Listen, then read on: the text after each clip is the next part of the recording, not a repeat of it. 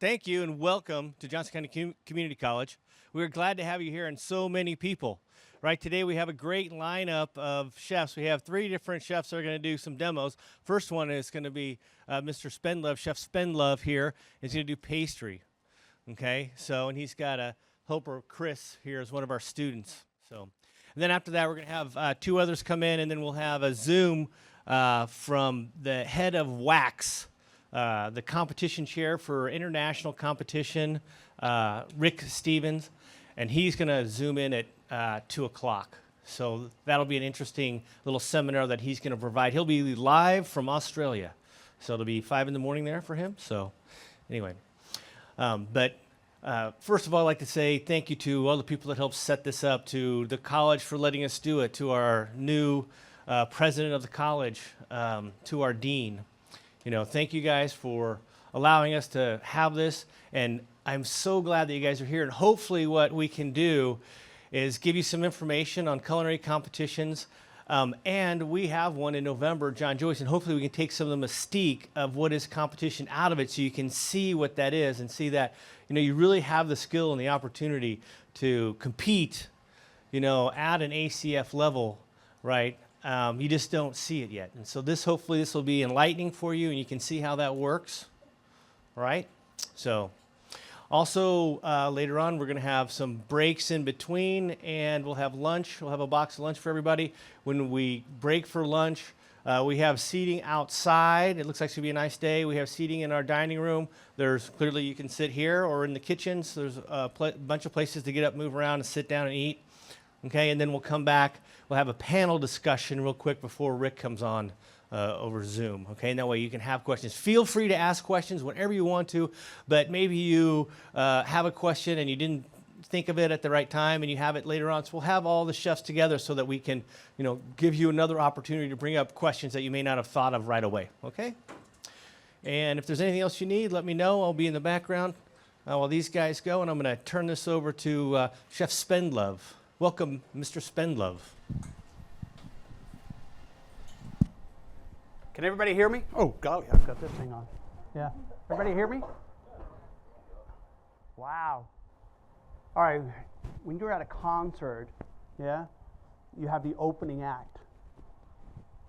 Yes? Okay. Help me out here now. So the opening act is supposed to get things moving. Yeah? Get you ready for the main act. Yeah? So they threw me in at the very beginning because I'm the opening act.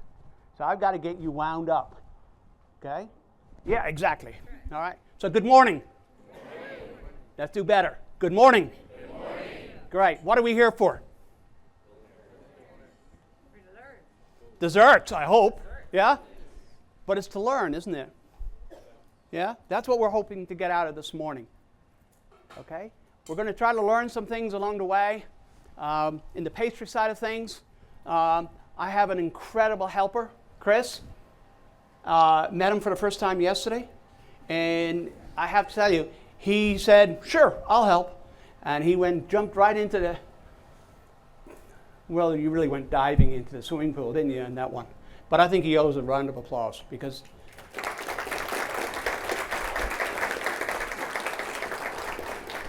now that I've embarrassed him, we can go and get going. So we're going to do this in a little different ways. I need your help to be successful on this. One, you've got to ask lots of questions. Ask questions out of order, in order, doesn't matter, okay? We're going to be doing a couple of different pastry elements, but those elements are the starting point. It's not going to be a wow, oh my goodness. These are things that you can do, okay? Yesterday, this gentleman who knows nothing about pastry, yeah, did it. And he said, I don't believe it. It can be done.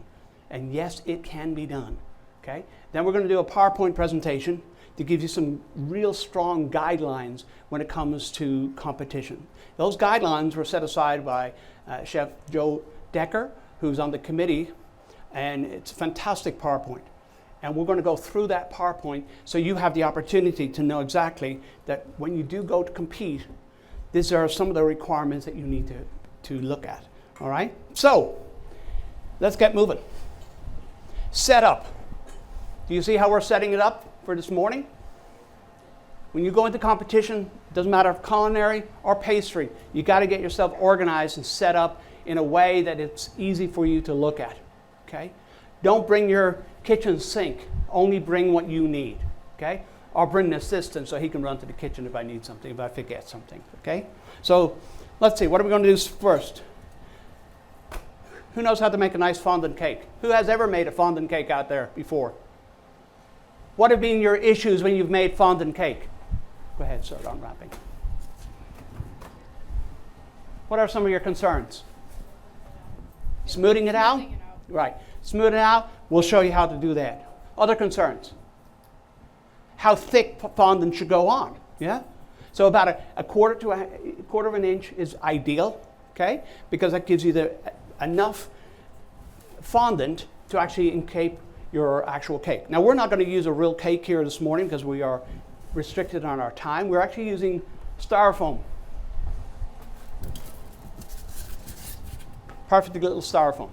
But I do want to explain a little bit about the cake aspect. If you are doing cake and you're doing this category for doing a decorative cake for competition, it has to be a real cake inside. Okay? Does everybody know what fondant is? Yeah? Sugar, glucose, little gelatin, worked down, kneaded down, you've got yourself fondant. It's very smooth, nice and soft, forms the skin real fast, and this is what you got. Okay? Really easy. But to go back to the cake for 1 second, the cake, split it, put a preserve in there, or buttercream in there. You can put buttercream on the outside, flat ice it, we call that a crumb coat. After that, do not freeze it. A lot of chefs like to go ahead and put their cake in the freezer and freeze it because it makes it easy for them. Okay? Don't do that. Take your cake, bake it. It's nice and fresh. Put the buttercream on it. Leave it alone. Okay? Because if the cake gets too cold, you ever see in wedding cakes, especially when they start to balloon in the outside? All that's caused by is not from you. It's actually because the cake was too cold to begin with. All right? So we want to keep it at room temperature. Okay? Also, when we put the fondant over it, guess what? It will adhere to the actual cake easier for you. Okay? Your hand. Yes, there are tools out there that you can use, and they're beautiful tools. I don't have those tools here. Yeah? So what I like to use for smoothing it out, so it doesn't have those wrinkles, is my hand. My hand is my greatest friend because it's warm. Okay? And you can rub that fondant and it will create the most beautiful, perfect looking cake at the end. All right, let me show you how you do that. All right, start kneading this one.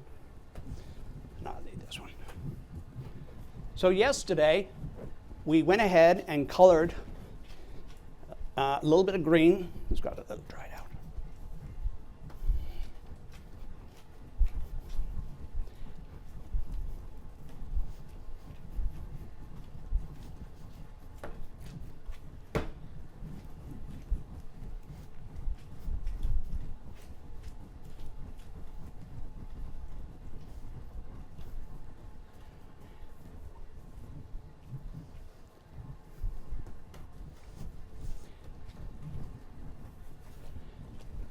So what we're doing actually is doing a marbled. It creates a really nice effect. Put a little green in there. But as you noticed, we did not put the green all the way through it. We just added a few drops of green food coloring, kneaded it a little bit, done. Okay? Same thing with the yellow.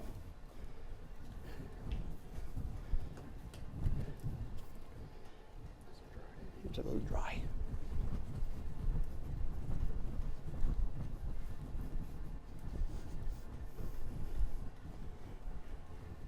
That one got a little dry on us, so we went ahead and did that. All right.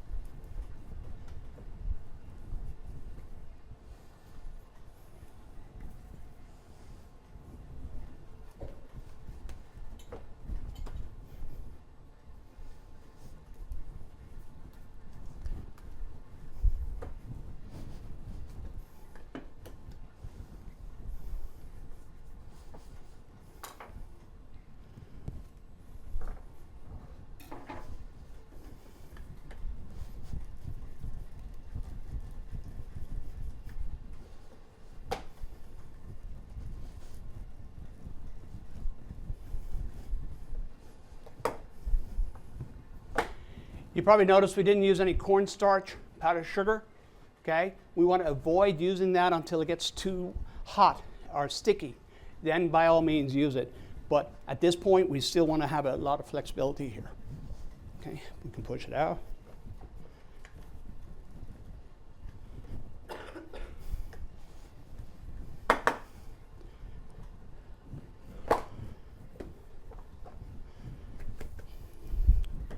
So one of the questions you may ask is, how far out do we roll this? Well, typically what you want to do is whatever size of your cake is, do it about this. Go out about 4 inches. Cut it all the way around.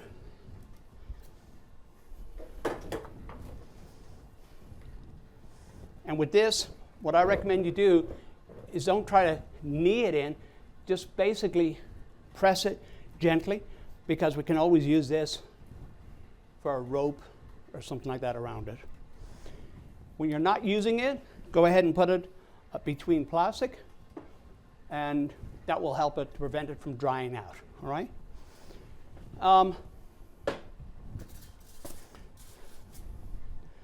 This is where your creative imagination is going to come and play, okay? Cake, you see the cake. It's beautiful, isn't it?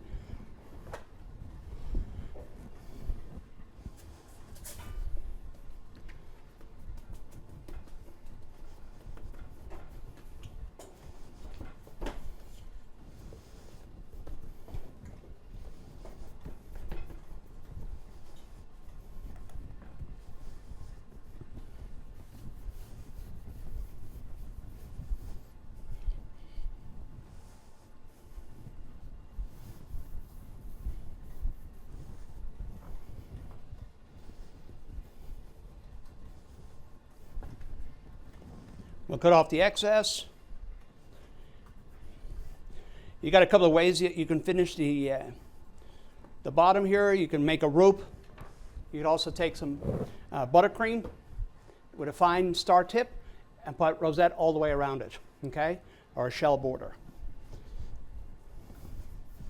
If this was an actual real cake, I would turn it upside down and actually cut the bottom of the cake off a lot easier for you to do that.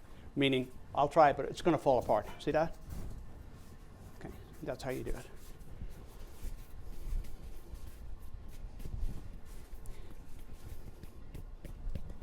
The faster you can do that, the easier it's going to be for you, because then it will not dry out, okay? So a couple of things to be aware of. One, I use no cornstarch. I did not use powdered sugar.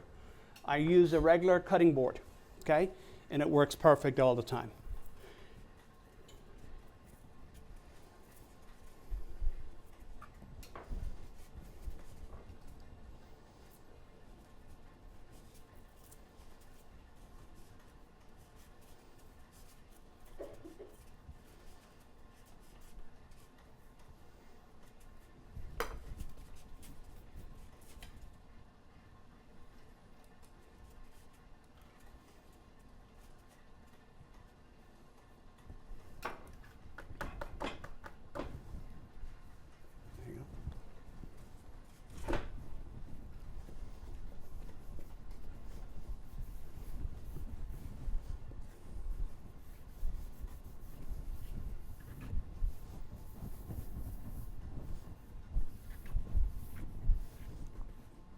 And that is your cake to start with, okay? What are we looking for if you were judging this? How smooth the fondant is, no cracks, yeah, or any of that nature. What happens if I get a mark like this? I don't know if you've seen that. I went ahead and cut it, yes? So all I'm going to do is take, here. This is water. Well, it's really brandy, but we'll use water. All you've got to do to fix it, this, take a little bit of cornstarch.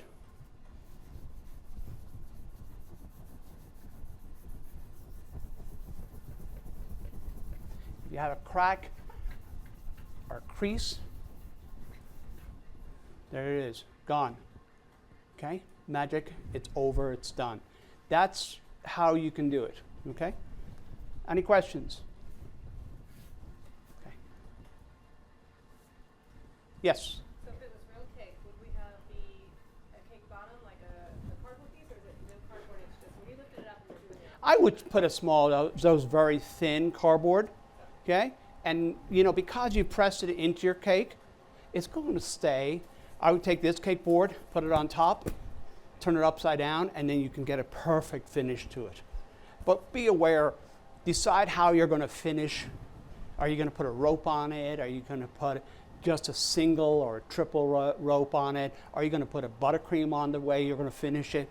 So the actual edge here that you see is really not critical because you're going to be covering it up, okay? But the idea of the colors is better than just straight white. Color, and if you think about color, be careful when you're using various different colors. Make sure it's all relative. In other words, don't add blue to that. It's not an actual food coloring. Green is, yellow is, orange is. They're all easy colors, but they're also colors that are food-based related, okay? So doing that makes a lot more sense. All right, from that, how do I decorate it? Everybody want to know how we're going to decorate it? Anybody's ever made flowers here? Flowers are the most easiest thing in the world. There's no mystery behind it, but there is when you can't find the dough. Here we go, good. I'm using one of the Wilton sets. This was actually a rose or a bottom of the rose, but you can make great things with this. Just one. Doesn't have to be anything special. It can be just something simple. And this is gum paste. What do we know about gum paste? What is gum paste? You open it. Thank you. Okay, so gum paste, or some people call it pastillage. Have you heard the word pastillage? Okay, so what it is powdered sugar, gelatine, egg whites, done. Okay, so you mix the egg white and the powdered sugar together, then you add some gelatine to it, and then you knead it on the table. And what happens is, once it's combined and you get it to the right consistency, you can roll it out and it will get very, very hard. In actual fact, so hard that it will not disintegrate. It will still stay. I'll give you a little story, a personal story.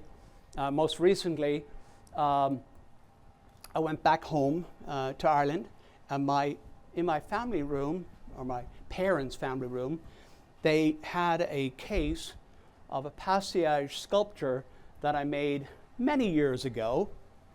And guess what? It was made out of pastillage and was still as good today as it was 40 plus years ago, okay? It doesn't disintegrate, okay? So you can do it. Same with flowers.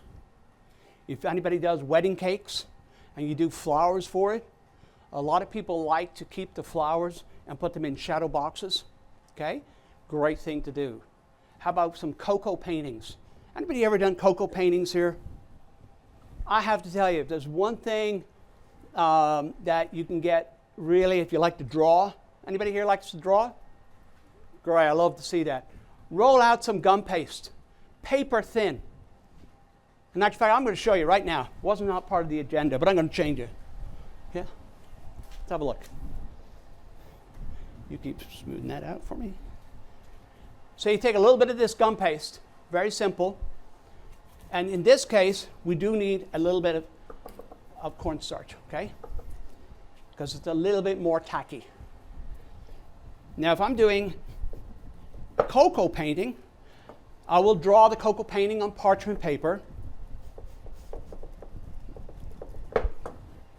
And I will then transfer it onto this.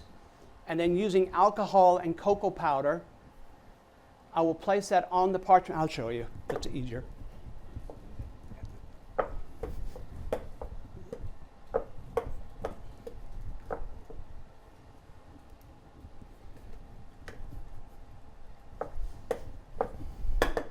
All right.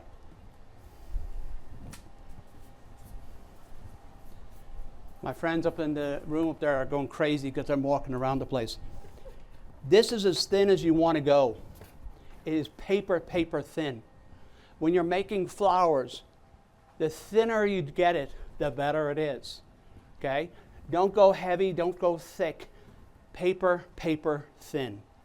You can get that by using some acetate paper. You can get it by just simply rolling it out like we've just done here right now. Okay? But the thinner you can get it, the easier it is. If I'm doing cocoa paintings, I'm going to get a piece like this, and this is where the fun part comes in. You know, old-fashioned paper, they have it torn. So guess what? This is exactly what I'm going to do here. I'm going to tear it all the way around.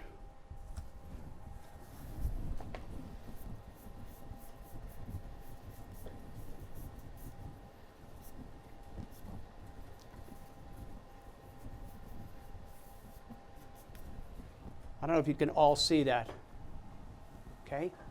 Now, when you do that, you let it dry overnight, and then the next day you come in and you can put your stencil on top of this and create your cocoa painting. Okay? And it really works beautifully. Okay? All right.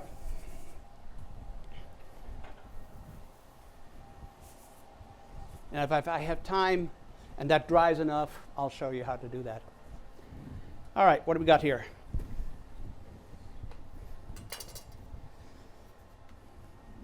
You can have that.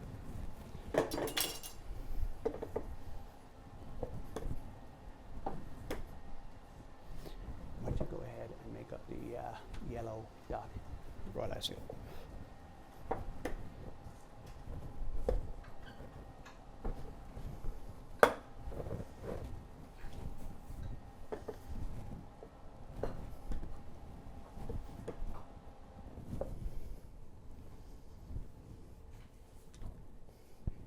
The other thing to remember when you're rolling, never start in the center. If you have a rolling pin, especially when a pin like this, start from one end, work your way all the way through to the other end, and then come all the way back. The reason for that is if I put it right there like this, it's going to create a mark. I'm not sure if you can see that, but it's right there. Okay? And that's not a good idea.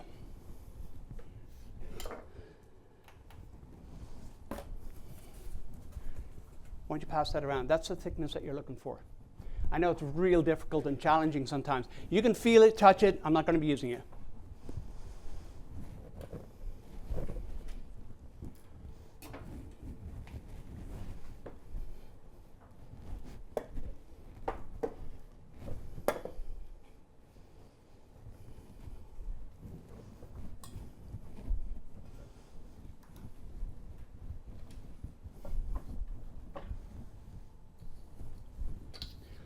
To make this flower, we need something soft. Sponge, cloth, something really soft that you can press down on.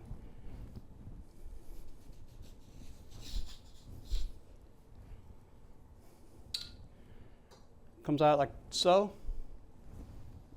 Place it down.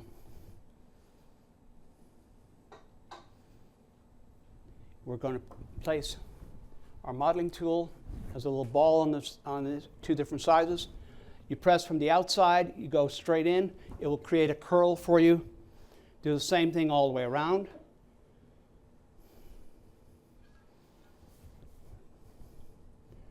While it's still soft, we're going to be placing it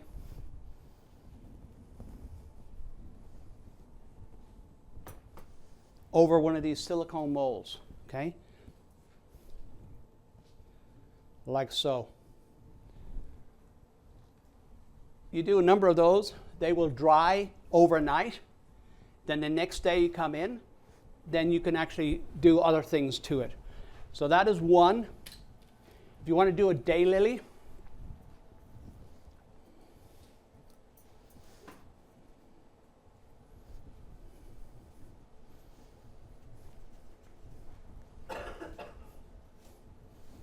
and I have to tell you, these are absolutely fantastic for competition because you can create so many beautiful things with it, and they really add a lot, and yet they're so simple to do, okay? Just make sure it's nice and clean.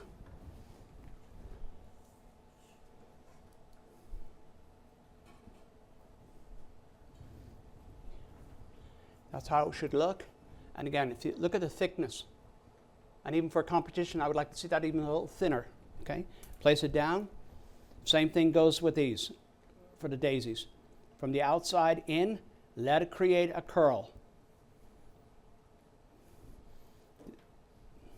This makes it look more natural looking.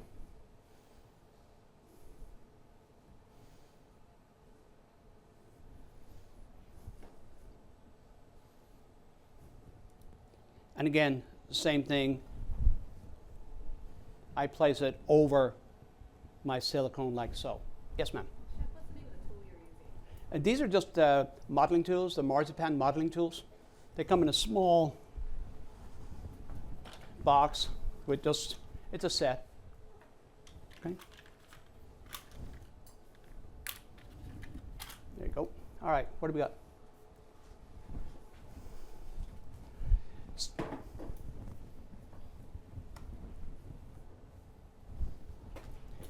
Some other people are asking, I can hear it, what else can you do with this dough? I see the flours being made. Great, I got it. But what else can I do? This is nice and thin.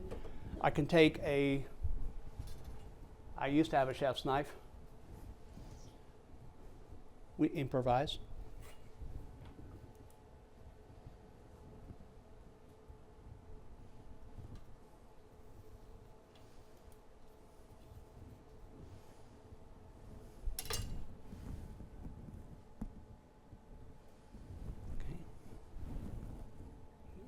Turn it around to you guys, be easier. Okay.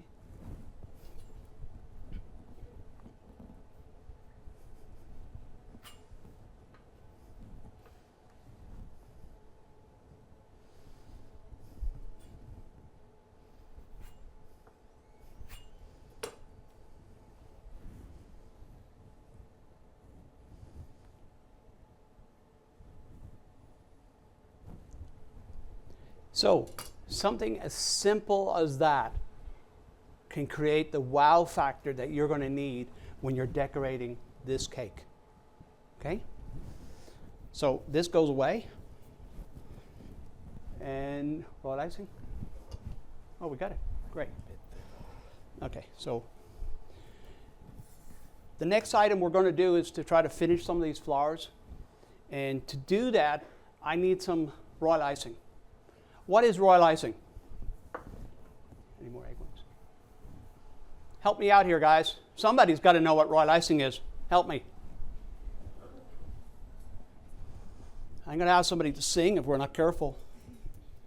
Okay, royal icing is made up of egg whites and powdered sugar. Okay, that's it. 2 ingredients. If you want to make it to harden, you add a drop of lemon juice. That's it. The key of making really good royal icing, and especially for competition, is to take the powdered sugar, regular old everyday powdered sugar, and sift it, not once, not twice, 5 times. Okay?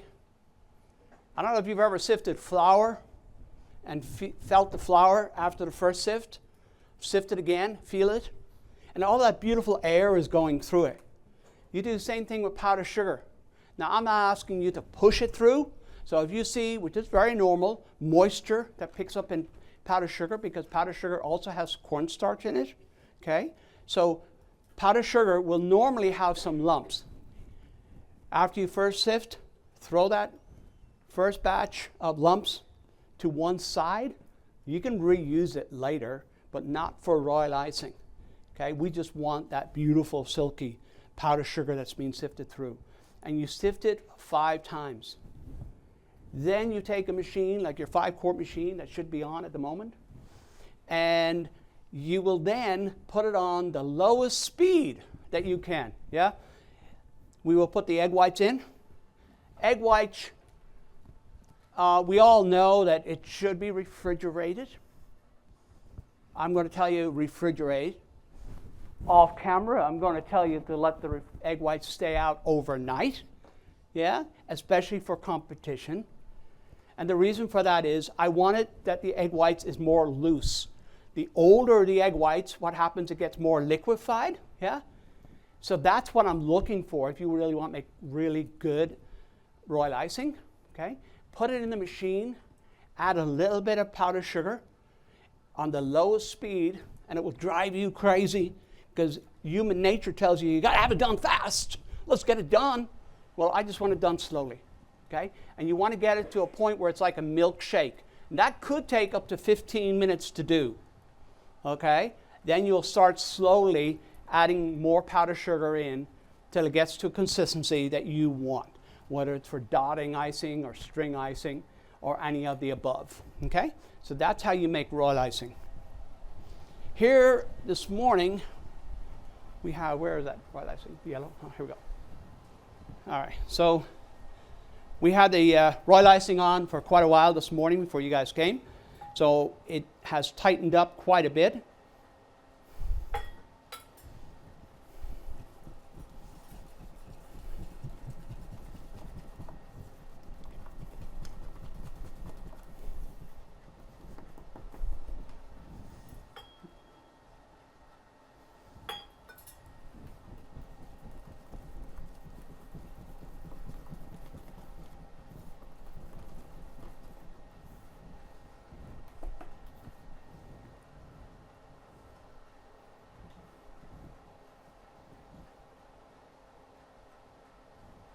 All right, that's pretty good.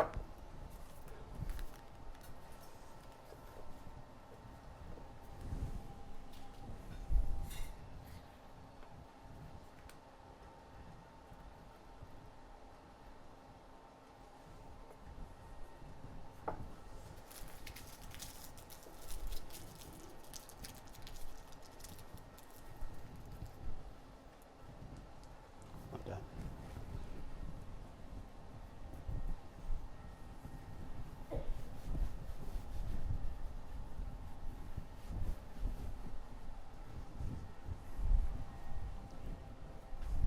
Oh, cool. Thank you.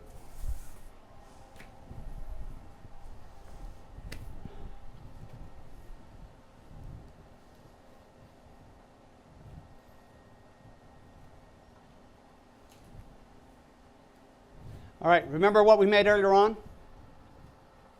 Okay, how do you finish it? Let's take a couple of them out.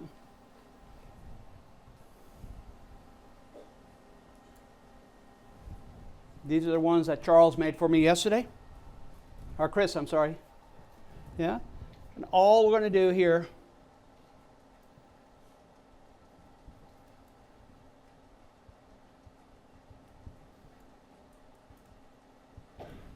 done. Okay, can you all see that? Was that easy? Do you think it can do it? Yeah? Good. Because you know what? That is as easy as it is to make a beautiful flower that will draw attention. Because let's face it, in pastry arts or in culinary, the most important thing is what?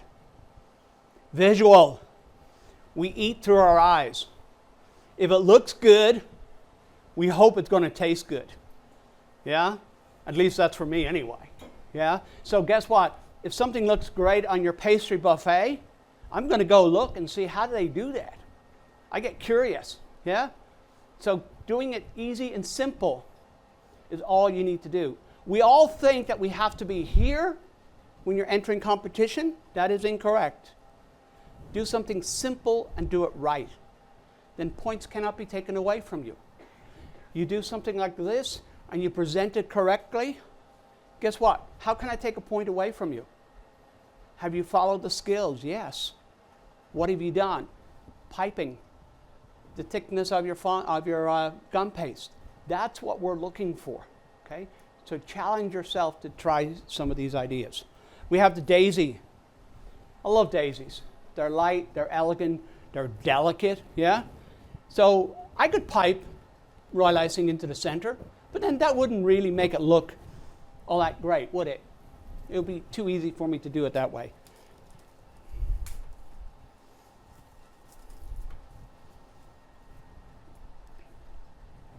So this is more gum paste, yeah, that we made up yesterday. We added some food coloring.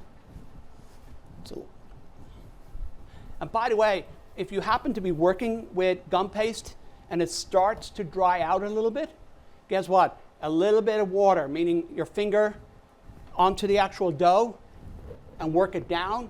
This will break down the sugars and this will remove the crust that you may find. Okay? You can also use your heat of your own hand like I'm doing right now. This is extremely dried up. Okay? You want to see it? Well, there you go. That didn't work, did it? There we go. See how that is. I knew you wanted to feel that. Okay? Hard? Yeah. All right.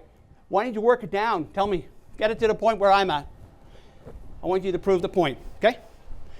And while he's doing that, as being my nice helper out there, I'm going to take a little strainer like this. I have my gum paste here. I'm going to press it through like so. Very straightforward. Press it. Once I get sufficient amount, I will then take a knife here.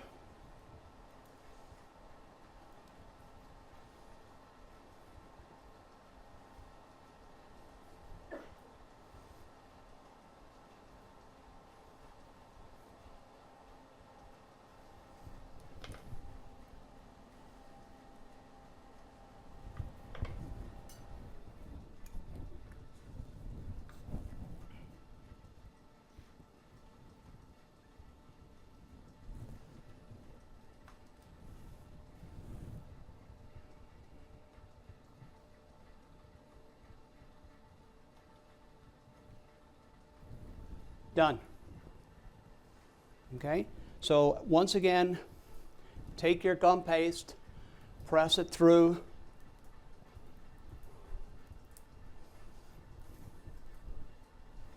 Like so. I need a couple of these. You have to work quick because it does dry out. I'm using a little drop of water.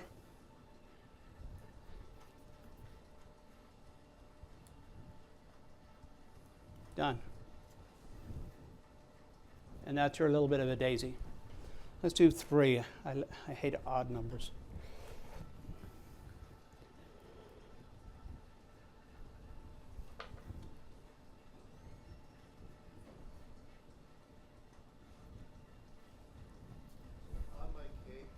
Yes, sir. Would I connect those with buttercream or gum paste stems? You could if you wish, yes. That would be one way to do it. Or you can actually glue it with royal icing. Okay, and royal icing would be the easier way to go.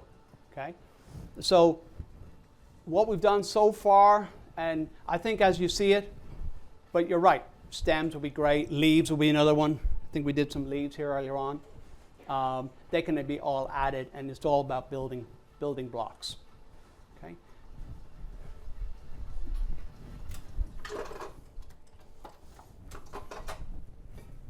So.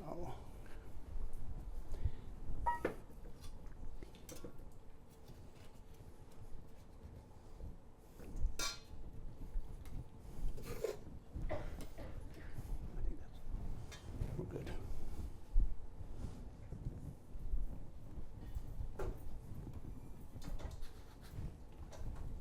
The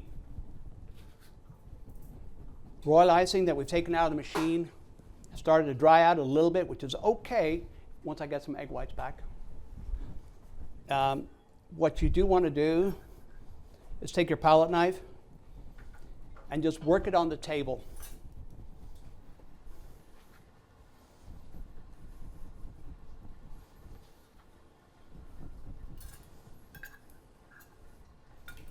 Like so.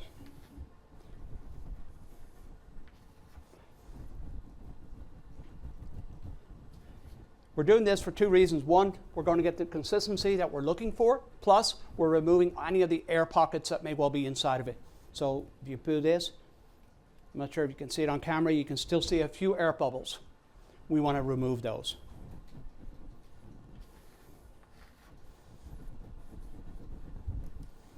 I'm going to let you continue down.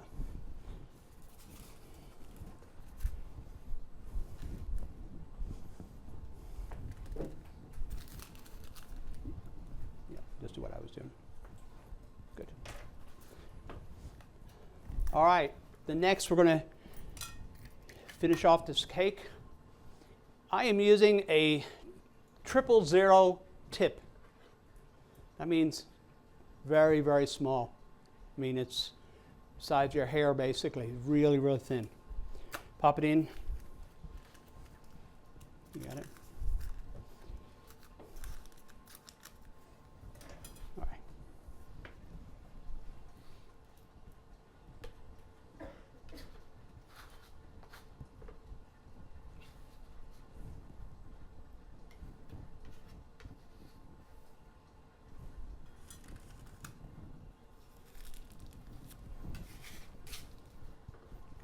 Just wipe it off now for me.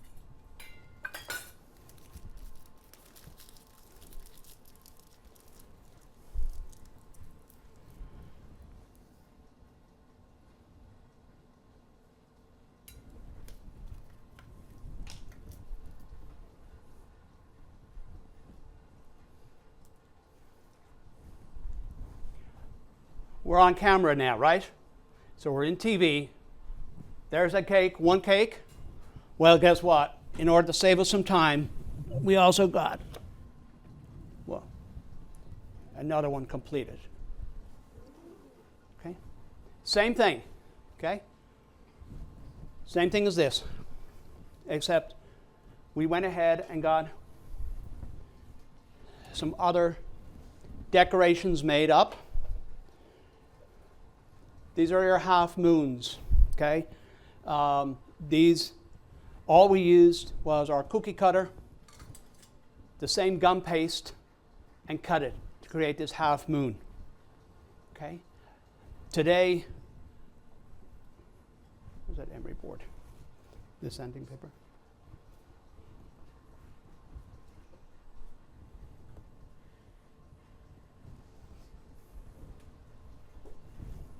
Is it? We did have sanding paper here, but it's gone, missing. But if you take some sandpaper, you can take all these rough edges off them, okay? And that would even make it even more elegant. Here it is. Sorry, I had it on the board. So you take some sandpaper, and all I want you to do is just very carefully, up and down. That removes that jagged edge that you might see, the dryness from the sugar. Yes, sir?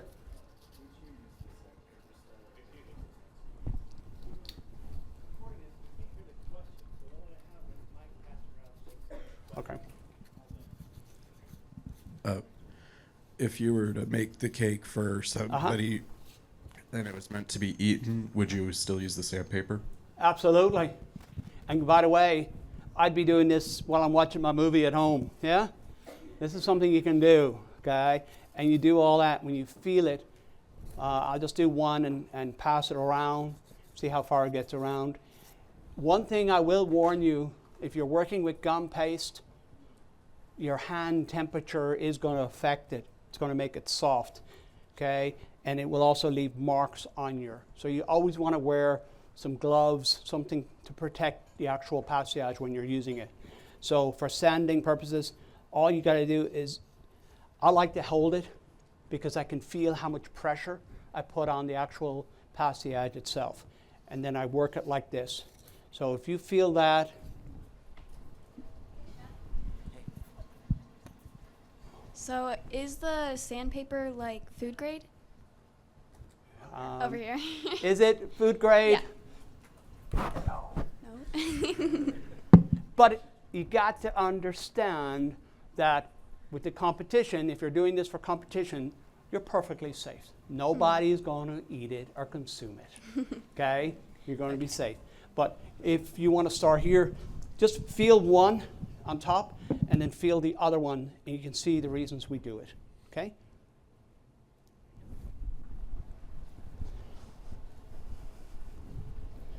Okay, so just if we would, we're just going to go ahead with this. We piped royal icing. Yeah.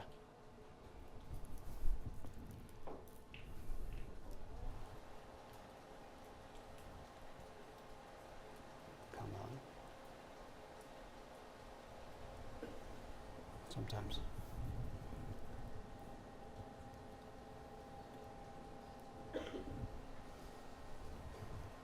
So in order to take it and elevate it, we took these half moons, placed it at the side of your cake.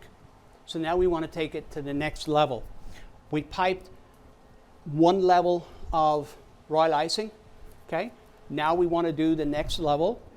And all we got to do there, if I can even see it from this point,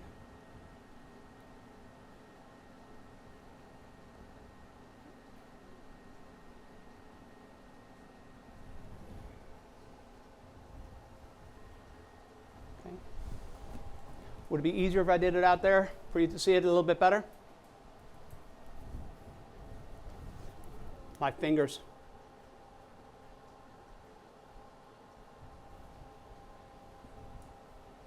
Now that's what we're looking for, okay? Nice, clean, easy as far as that goes, okay? This again, we're going to be talking about how many skills are involved in what you're doing. This is another level of skill. So far, skill 1, fondant. Skill 2, gum paste. Skill 3, royal icing. Okay? So you're hearing what we're talking about. It's not just piping. It is all about different skills that you're incorporating into it.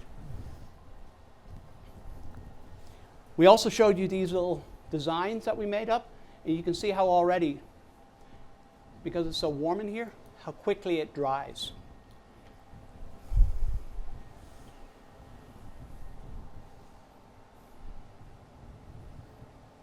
Yeah, let's put one right here.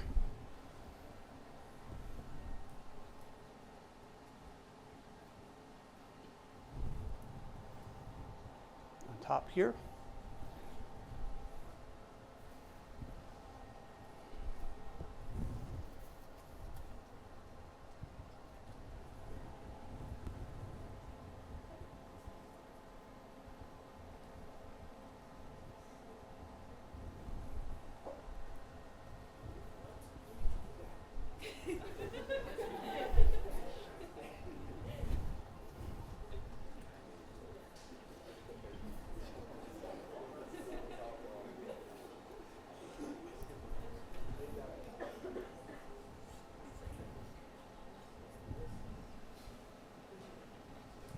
Chef, Yes, sir. how long did it take you to make that sculpture? 5 minutes. I call BS, but Okay? Very simple. Okay? There's nothing here. Let me ask, didn't you do this yesterday? There you go. He'd never touched pastry before. He was washing dishes yesterday, and I tapped him and I said, hey, what are you doing? Can you help me? And he said, absolutely. You know, for 6 hours yesterday we worked together, and he did everything that we're showing you right here. Okay?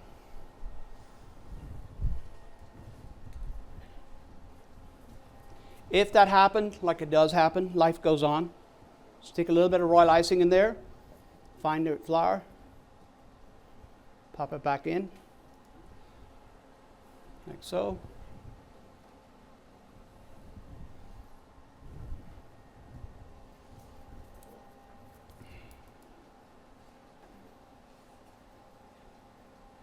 I'm just adding a little bit of royal icing, just to finish it off, like so. Okay. We also made up some leaves yesterday. See, one thing I want to point out to you all this morning is any mold you have out there, this is what we used, but this is what we ended up getting. Okay? Because you've got to create movement. Don't ever do anything flat. Try to create some movement in your work, and that's going to create better flow for you. Yes, ma'am. For like competition or just like in general, how many aspects do you want on the cake? Like how many designs should you put on it? Say that again. On a cake for competition or just in general, how many different details or aspects would you normally put on? I like to put at least minimum of 4 different types of skills, but the more you can create and give me, and if you're executing it, perfect. So there's a golden rule out there. Is it better to give me 12 roses or to give me 1 good one? That's it. Show me 1 good one, and that's all we care about. And as the saying goes up here, show me 1 thing that's really good that I can score you on, and then guess what? That's all I want you to do.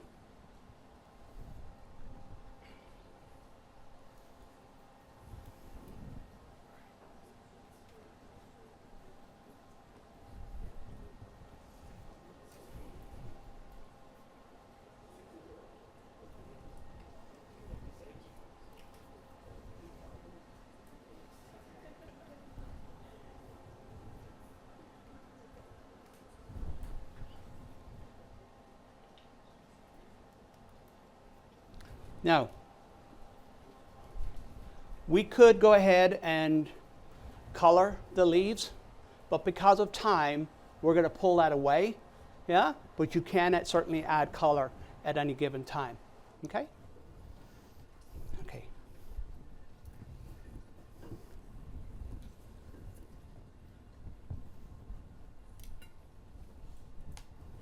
Okay. This way. All right, thank you.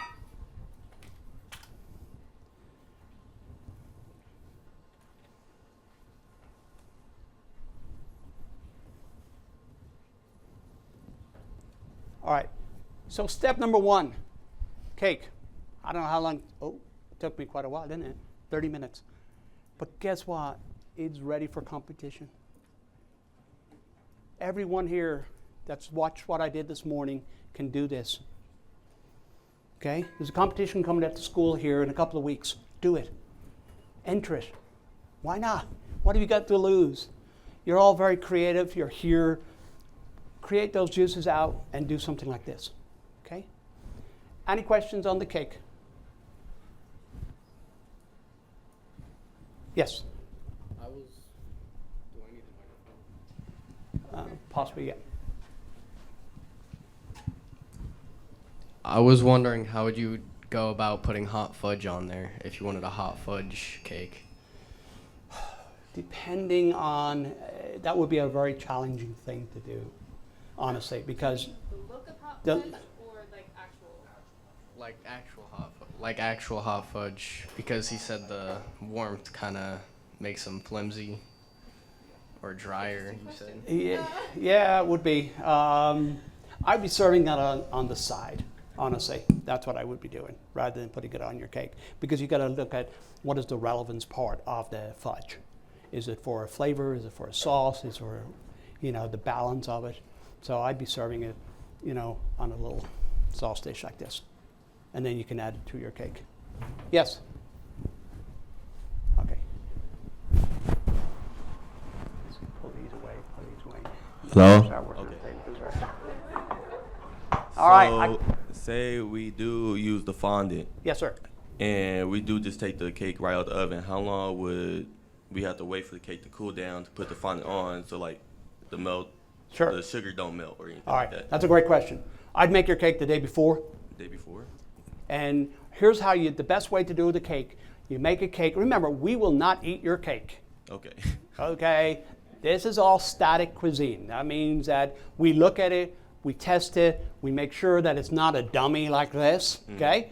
But we're not going to eat your cake, okay? However, what you need to do, and this applies even if you're doing wedding cake as a business, yeah? Or other cakes for other friends, take your cake, make it, put it in the oven. As soon as it comes out of the oven, do not remove it from the pan. Okay, everybody likes to remove their cake from the pan, and you should not do that. You should invert it, yeah, and put a weight on it. Okay, and that compresses the sponge itself, yeah, And that will give you a better crumb structure, okay? And it makes it a lot easier to work with. Then you can cut it and again put whatever filling you choose to. The key element is, yes, go ahead and refrigerate it overnight. That's not a problem. Take it out, cut it. But once you put that buttercream on it, just leave it in a cool place, okay? The key is not to freeze it. I see so many things online where people freeze it.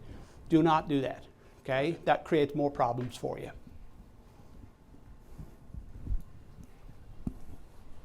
Can you pull some of the plates? Great. Yes, sir. With the gum thing, Uh-huh. you know how you have to have like specific recipe. Can you add like something else to that? Would it change it? Yes, you can. You can add any flavorings in the world that you want. However, gum paste is traditionally more for show. Like, as you can see, all of these, the ones I made this morning. Where are they? Yeah. Here. These were only made this morning, and you can already feel I can do this, and they stay in their shape. So if you can visualize what this would look like 24 hours from now. Okay, so you can almost do anything you wish with it, but it is mainly for decoration purposes. The real key message I wanted to put out this morning is that when you're working with pastillage gum paste, yeah, make sure you're rolling it out good and thin. Okay, that's the critical part. Okay, and if you do that, then it makes your life so much easier. Okay, anybody work with pastillage or gum paste here before? How do you normally dry it? Okay. Okay. Okay. I'm going to show you a little trick. I'm not going to tell anybody else. This is just for you. Go to the hardware store, buy a little square piece of drywall. Okay? Bring drywall home. Yeah? Place your pastillage or your gum paste on it. Okay? Leave it overnight. Done. Drywall sucks all that moisture out of it, yeah? And you will have the most perfect pastillage you'll ever make in your life. If you use parchment paper, I'm sure you've seen where it all crimples up on you, yeah? That's why. And it will not dry. On one side is wet, the other side is still dry. So drywall, yeah? Works magic, magic. And if you're transporting flat pieces, that's how I would do it as well. All right, we've got to move on this one, and then I'll answer the floor again for more questions. Parchment paper, very straightforward. Now I fly through the next episode, okay? How do you make a piping bag? Well, I've seen many things happen, okay? So I'll just show you what I've seen people do. They take a knife, and they do this. How many of you done that? Yeah. Guess what? No good. No good. Take yourself a knife on a cutting board, not on your table, a nice sharp, cut a corner, like so. Guess what I've got? Straight edge, clean, no grooves. That is critical. You cannot pipe. You cannot pipe unless it is perfectly smooth, unlike the other one where it was all over the place, okay?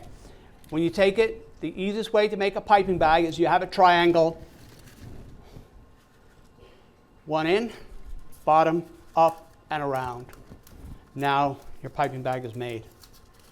You can adjust the size of that hole as fine or as big as you want it. And that's how you make it. Many of you make piping bags and it goes all over you. Well, guess what? I'm working on chocolate here in a couple of minutes and I'm wearing a white shirt. I do not want it all over my white shirt. So this bag will have to be perfect. Okay? And I'm going to show you how you can make it. This is how.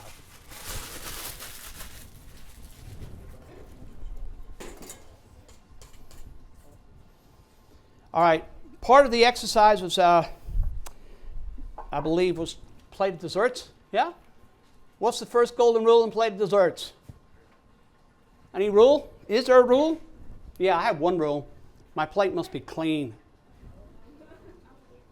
Yeah? You have no idea how many competitions I've judged, and I look at the plate, and it's like, why? Why? It's easy to clean a plate. Yeah? Guess what? Pick it up, clean it, look at it. Never do this.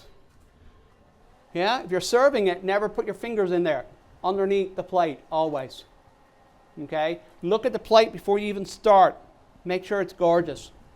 If it's beautiful, then everything else will be great. All right? That's golden number one. Have a plan. I'm going to go from here, but for you guys, my best advice when you're doing a plated dessert or any food element is to get a drawing. Buy yourself some crayons, yeah, or colored pencils, and draw a picture of what your dessert looks like before you even do it. You should have a picture already here, all right? So you don't have to think when you're doing it, because that's the biggest mistake people make, is they start thinking about how they should pipe after they actually have done it, okay? So work on that way. So for this particular one,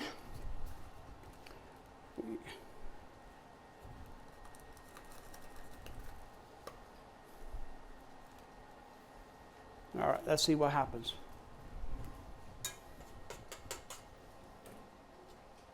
Is chocolate good?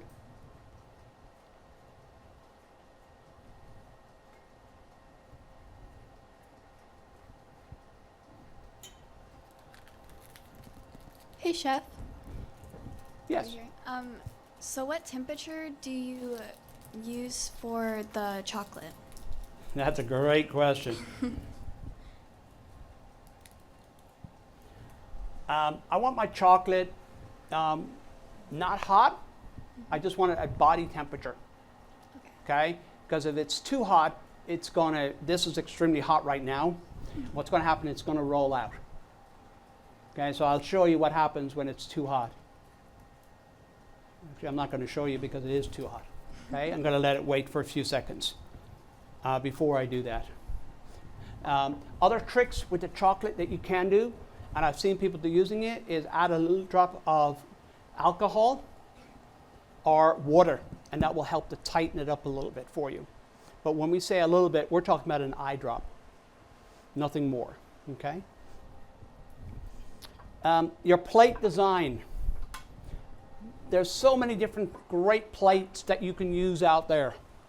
Rounds, squares, rectangles, you name it. But think about the dessert you're going to be making. If it's a round dessert, don't put it on a round plate. Okay? Choose another design. Okay?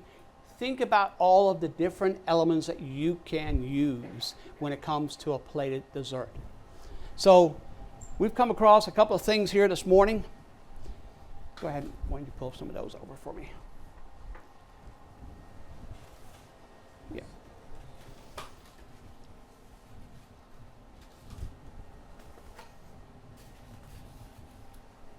Great. And anything else? That's it? Okay. Can you run and grab me a chef's knife? Yeah, make it easier.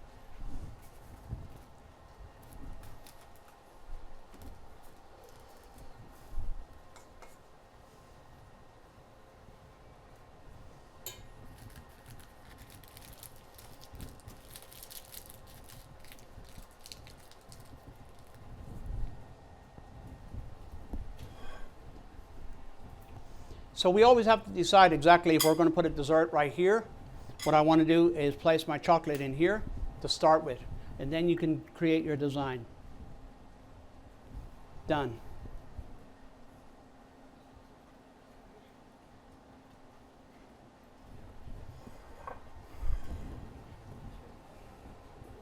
So when you're looking at it, there's so many cool things you can do, okay? But always make sure you have a starting point. I know where my starting point will be for the desserts that I'm going to be putting up forward.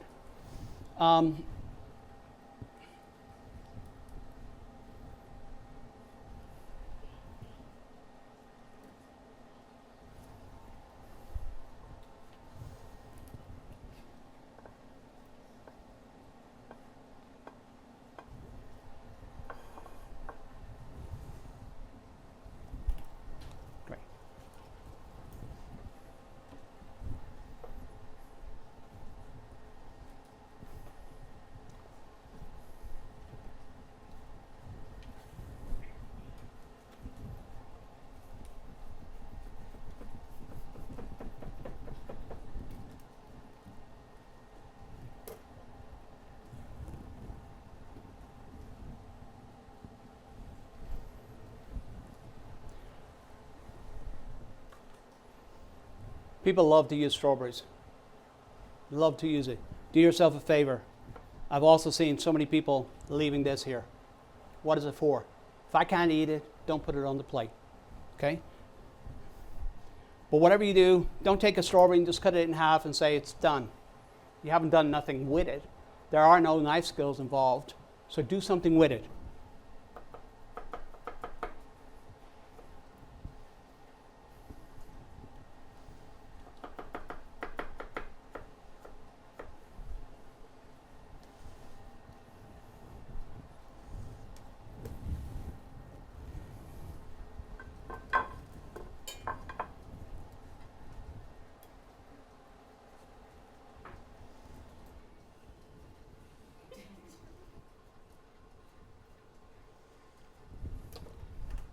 Use that favor.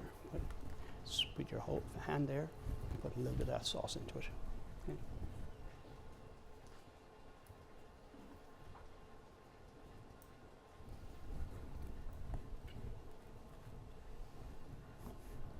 Herbs. Use herbs. Great idea for plated desserts.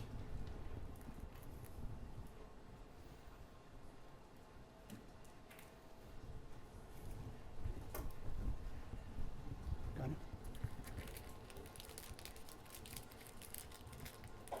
Oops. I get you. Yeah, I did. Chef, if Yes. you're using herbs in your dessert Yes. as a garnish, do you want that reflected in your main components? Not necessarily. No. You can use it as a, like I would actually put this and macerate it a little bit. So I put that in a little bit of honey, a little bit of corn syrup, put my thyme or herb, whatever I choose, and then use that as my association to that. But it's got to be relevant to whatever you're going to be producing.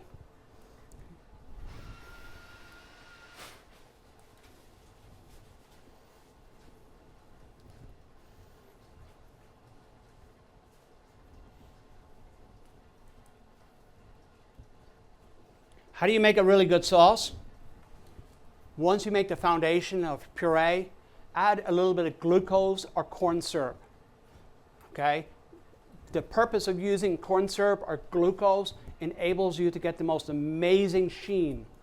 Okay? And it will stay for the period of time it will take for you to get it to the judges. Don't overfill. Okay? You notice how we have a little bit left over here? Guess what? Use a toothpick and just push it towards you.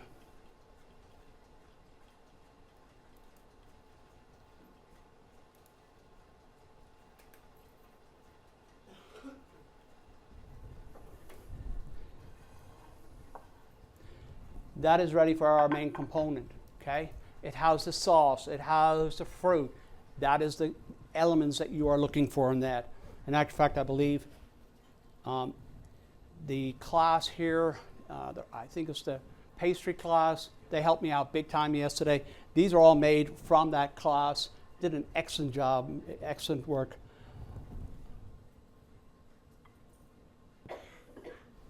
And again, it gives you the idea and the format for there.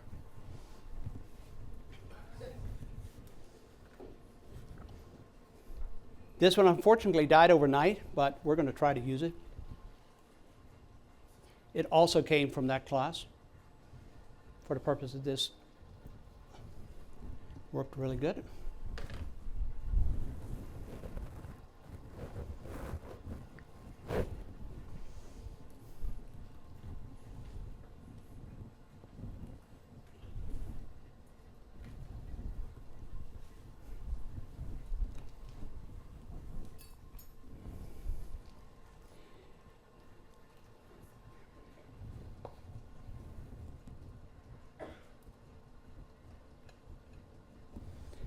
When you're looking at a dessert, you got to have, in this case, fruit, sauce, hot or a cold element. A plain dessert like this would be excellent with some ice cream. Think about that as like a nice flavored peach ginger ice cream. Yeah? That would complement it. We put a little bit of pistachio nuts down as a texture because texture is also very important. When you're developing desserts overall. Texture means that every time you put a bite in, you're actually getting something more than just the same. Okay? And to explain that even further to you, think about ice cream. We all love ice cream. We sit at home with a block of ice cream. After about the third spoon of it, it doesn't taste anything different. It's the same. But we still eat it, but it tastes the same. In desserts, we want that texture. We want everything that you're putting, every spoon should be something unique. Okay? So now we have this with using herbs. We have this with ice cream. Fortunately, we have no ice cream here today. And that could be gone with a nice peach sauce. And then we have the third plate, which is also everybody in their soul is using it, which is the macaroons. Yeah? We see that all the time. And we could have it standing up or laying flat. I like them laying flat because you can do a lot more with them. If you're doing macaroons for a competition, open that up a little bit. It's too much. But in the center of that, have a surprise for us. Yeah?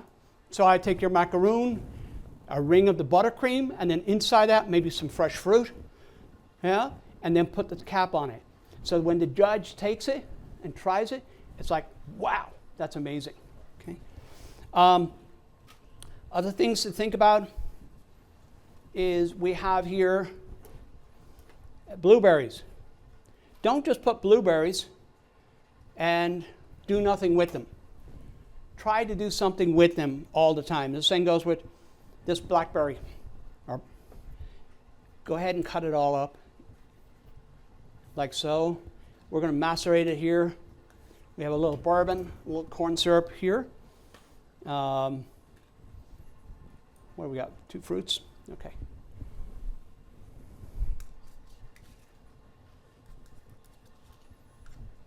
Whoop. This is where we kick that underneath the table. Nobody's seen it. Yeah.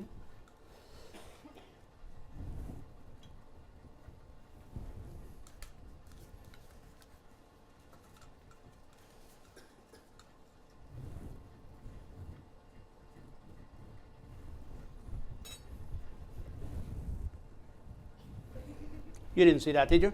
No, good. All right. Once we have that done, what's next? What? Garnish.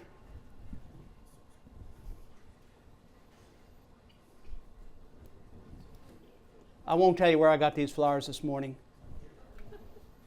Where? No.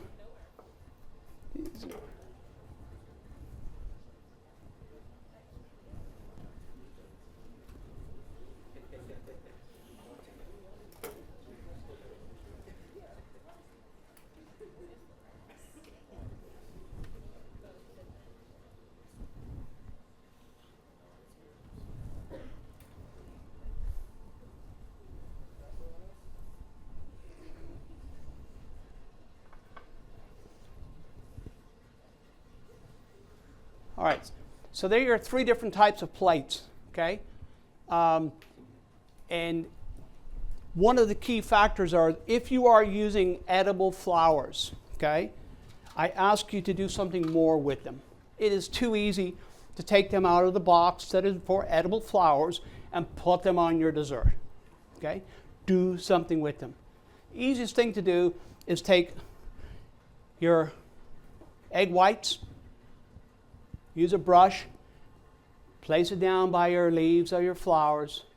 Take some sugar, put it through a food processor, grind it all the way down to almost like powder. Then using a superfine sifter, sift the sugar over the flowers, place it in the oven at a low temperature, about 250 to 260 for 5 minutes. Take them out, you got crystallized flowers. Are you going to get more points for that? What do you think? The people who do that or the people on this side who just put the flowers on it? Yeah? Guess what? I'm going to be giving you more points. So do yourselves a favor. Think about your process all the way through. All right. Any questions on when it comes to plated desserts?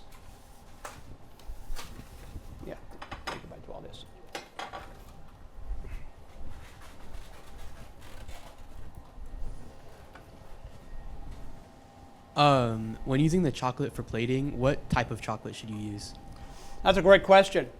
I want you to use a chocolate that has a high cocoa fat. Okay? Now, if you're practicing at home, if there's an Aldi's, is there an Aldi's anywhere around here? Yeah? Guess what? It's my favorite place to go. Okay? Because the chocolate has high cocoa fat chocolate, dark.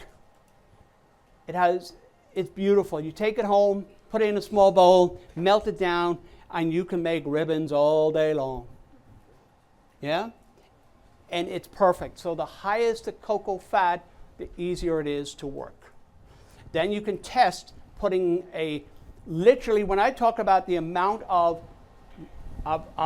liquid I want you to add to the chocolate, it's literally putting your knife in and letting one drop fall into your chocolate. That's going to be enough to seize it for you to be able to work with it in a nice way. Okay?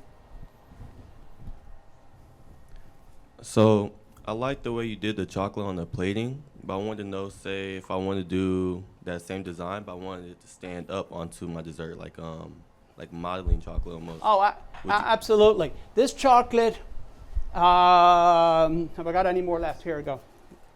Grab a parchment paper if you would, please. Like, would you only have to freeze it, or would you have to use like modeling chocolate? No, sir. What if your chocolate is in temper, okay? And very easy way to know whether or not it's in temper. Take your spoon, like that. Leave it to one side. If it sets up in the next 5 minutes, you know you're good to go. All right. Okay. This is not in temper. I can guarantee you. Okay. But it's good enough for me for what I wanted to show you right now.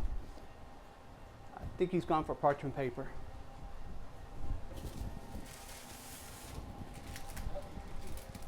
So your question you had for me is about, we'll see if I can do any.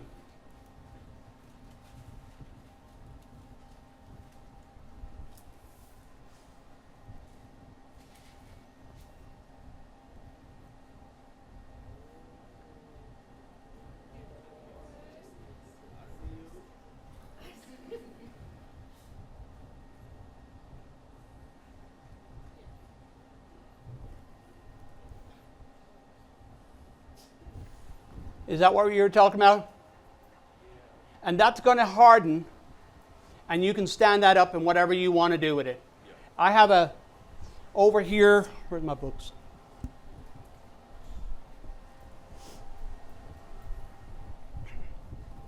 If you're interested and you want to go down that road,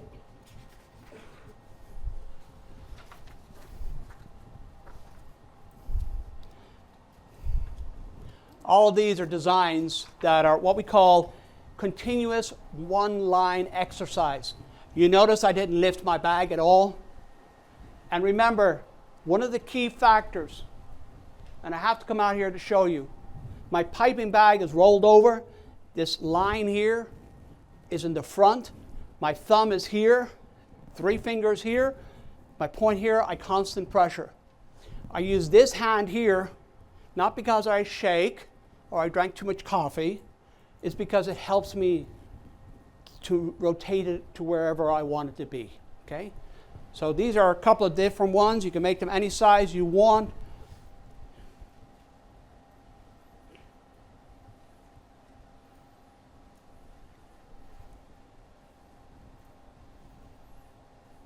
Chocolate's starting to hide up on it. But you can get the idea where we're going from, okay? I would obviously do that a lot smaller. Where's the plate? Oh, here we go. Remember earlier on I said that chocolate was a little warm and it would smell out? It did. You can witness it there. This bag here now is perfect temperature. I'll do the exact same thing. Ready?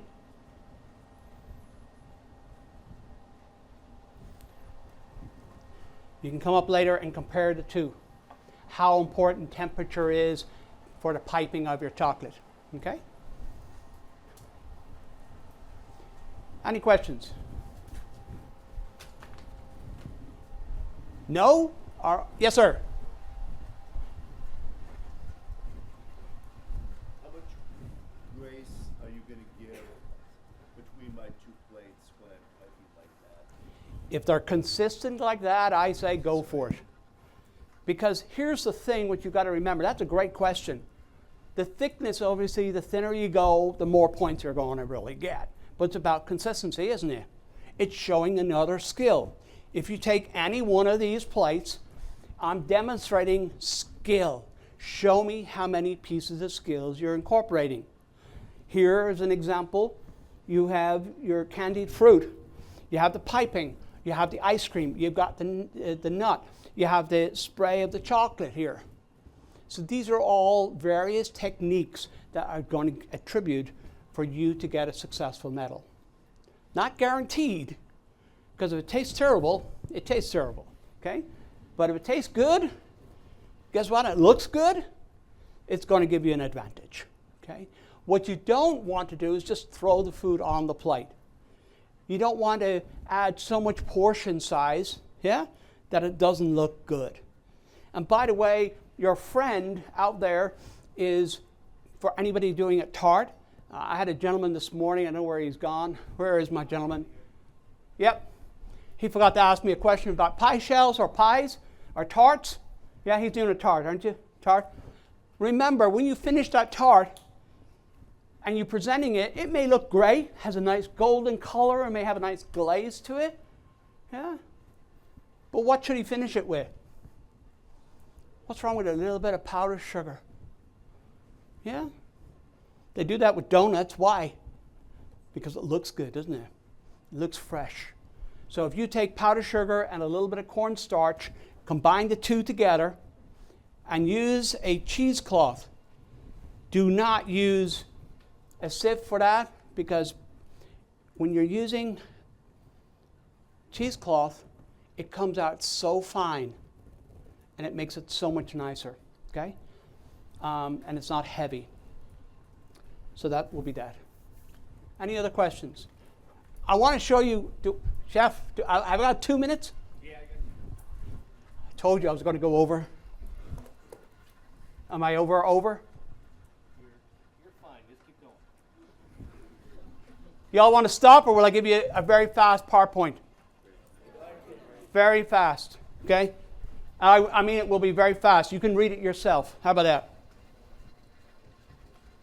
All right, hot dessert components. You get it? Got it? If you're doing hot dessert, take a picture. If anybody wants a copy of this, please see Chef, and I'll make sure you get a copy of this PowerPoint, okay? One of the most important things that you got to remember is a hot dessert should be served at least 105 degrees. Don't serve hot. Now, if you're doing a hot dessert competition, guess what? You can use ice cream. And if you don't use ice cream, why not? Everybody loves ice cream.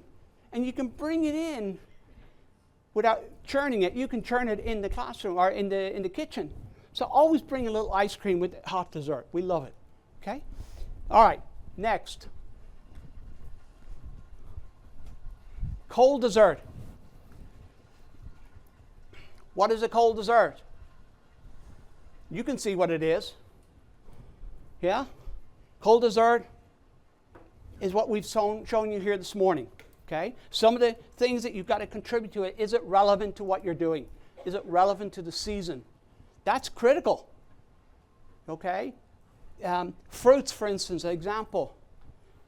People use fruits like the bananas and the blackberries and the blueberries. Is that all the fruit we have out there? There's so much more. Use it, okay? Next. Frozen desserts. That's becoming a very popular one right now. But do remember, watch your recipe when it comes to a dairy or a fruit base, okay? Or alcohol base. Okay, people say, why didn't it set? Think about how much alcohol you've used, because it will not set up. Okay, so watch that within the recipe. These are something that I think you all have to pay very close attention. Crispy, crunchy, texture. Okay? We miss out on that. We made reference to it a few moments ago when you're talking about your component of your desserts. When you're biting it, make sure you have the softness, but you also have the texture, but you also have the flavor with the fruits. Here we go with the fruit elements. Challenge yourself. Everybody uses AI here, yes? Of course we do. Come on, we all do. My kids told me about it, and I use it all the time. When I want to find out something, guess what I do? I look up AI. Guess what? I look up, give me the best desserts for the season. What fruits are best in this season? Yeah? Use it. Use it for your benefit. That's what tools are for. Not to use it all the time, but use it for your benefit. So when we talk about different fruits, what are in season right now?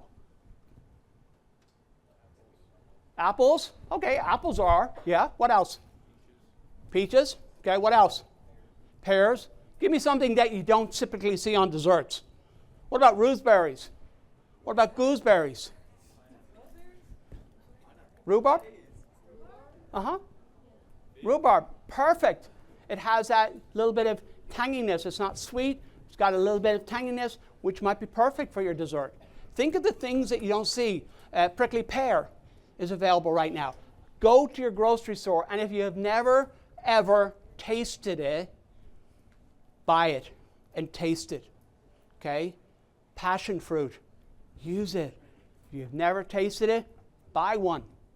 Okay? Taste it. Even if you do it once a month, in 12 months from now, you've tasted 12 exotic fruits that you've never had before, and you could contribute that to your plate desserts. Chocolate. I heard a lot of people talk about chocolate, and that's a world of its own, guys. I mean, it is incredible what you can do with chocolate. But start off small. Understand chocolate, understanding how to temper chocolate, understand where it came from, the bean, all the way through to the conching of it, and the final product, which is what you're getting in your kitchen. Understand that. Then you can start exploring piping, doing chocolate showpieces, spraying, all of that. But work towards that and start learning more about that. And I believe that is it on that. Questions? Thank you. See, I made it easy. I only went over 25 minutes. Yeah. All right, Chef. Thank you so much. All right. Yeah.